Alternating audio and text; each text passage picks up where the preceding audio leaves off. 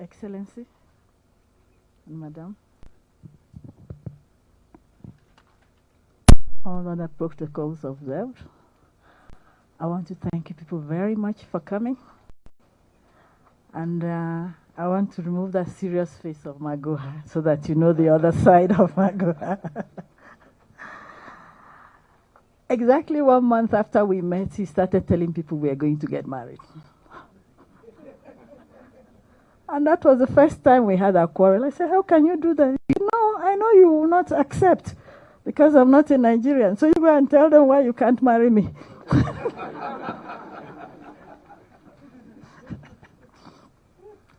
So when we continued, got married.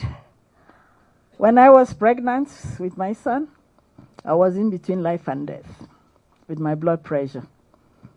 He told me if this is what pregnancy is all about, this is closed, this case is closed. And when I had my son, because of the blood pressure and everything, I didn't have any milk. You can't imagine, by 6:30, I had 2 liters of fruit juice, squeezed by him every morning before going to work. And the others used to say, what type of a man is this? Considering the fact that he was not a Nigerian, that's a story for another day. Those days,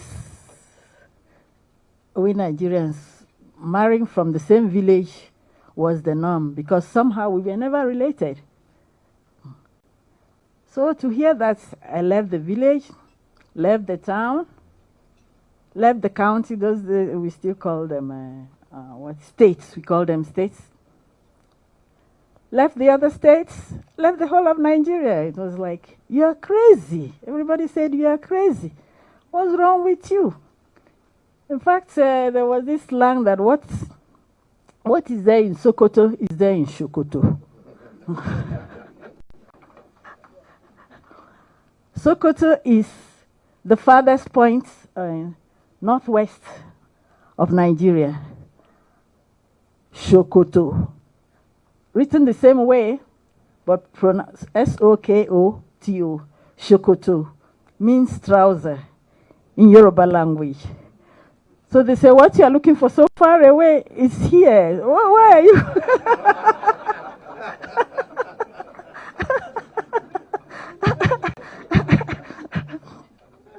So he will say, what did they say? Another day, I'll tell you why his closeness to my mom was so strong that when my mom passed on, it was like he had lost a part of him. He almost broke down in church. Then, another incident was when I had a near-fatal accident 24 years ago when I was coming back from a delivery. I had a head-on collision, and my car turned back to facing where I was coming from. And some people it was around 2 a.m., Holy Thursday. And the people came out from one of the men, they told me, I know you, I'm going to save you. Where do you want to go to? I said, take me to Nairobi Hospital. When I arrived there, the students, they all said, you were my teacher. I said, now I know I'm in safe hands. So I now opened my handbag, because all along I held my handbag to my side. I opened my handbag, I called him, I said, I have an accident, I'm okay, I'm here. And the first thing he said when he came and saw me was, I want you alive, with or without your leg. And I answered him, I told him, I'm alive, number one. Number two, the leg has no permission to go anywhere. I will come back, my legs will come back together, and I will go back to my high heels.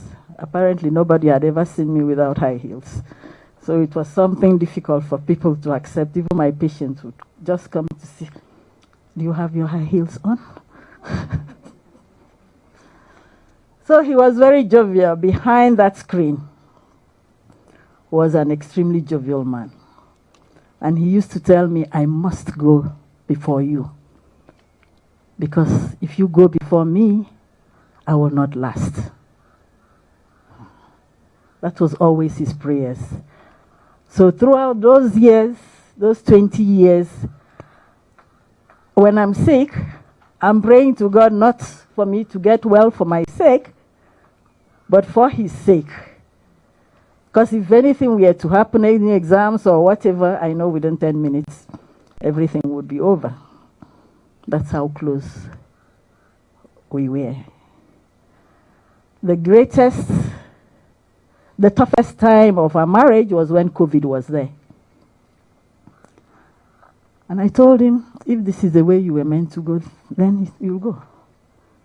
If it is not, you pull through.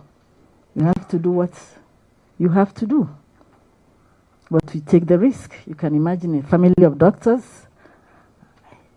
He's not a doctor, but he's so exposed. Here was I with my patients. Here was my son, my daughter-in-law. We are all doctors.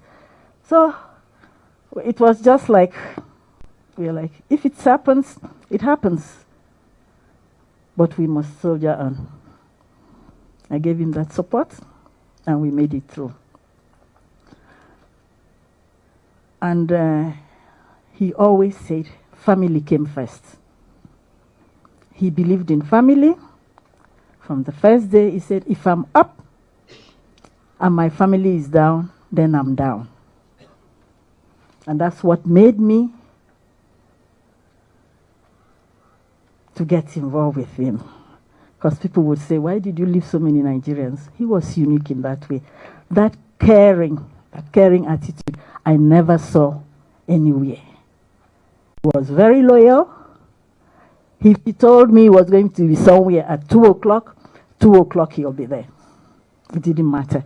If by 3 he was not there, he would call. If he has not called by 3, I know something was wrong. He made sure he helped whoever. He said, my father used to tell me, you never kick an enemy when he's on the ground. You fight and fight. When the person is on the ground, you stop. And that's why at times when there was so much argument and he knew the other person was down, he would give up just for that. The third one, he was so forgiving. People never knew that. He will talk, scream. The same person you are screaming with, if he says, I have a headache, he will, have you taken medicine? He will come, bring medicine. He will forget every other thing and take it till it's over. Then he will tell you, that thing we are discussing is over. That's the end of the story. Whatever it is you were arguing about, he will never bring it up. No matter how you try to bring it up, he will give it to you. But he will say, these are my reservations. If you can work on this, we can be fine. If not,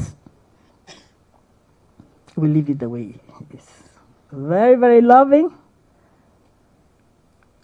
Like his colleagues in NEC used to say, when he wants to get something for me, he tells them to wait. I'm getting something for the boss.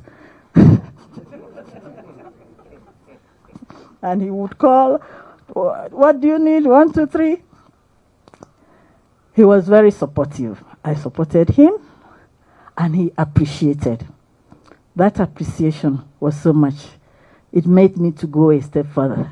If I had to stand on one foot the whole night for him to achieve what he wanted the following morning, I would do it. Because when it's over, he would come back and say, without you, I would never have made it. Saying I'll miss him is an understatement. But I know we used to work like 2 major generals. I used to call him Major General. He's commanding the 1st Battalion, and I'm in the 2nd Battalion.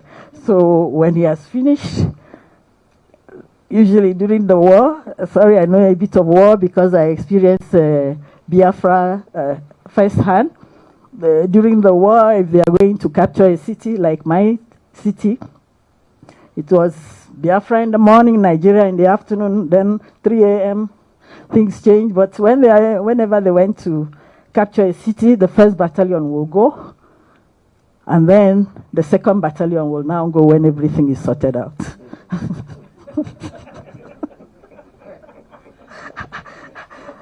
So I used to prepare him. I said, okay, first battalion you go, then you come back for the second battalion.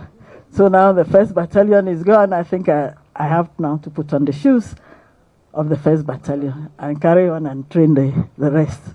Thank you so much.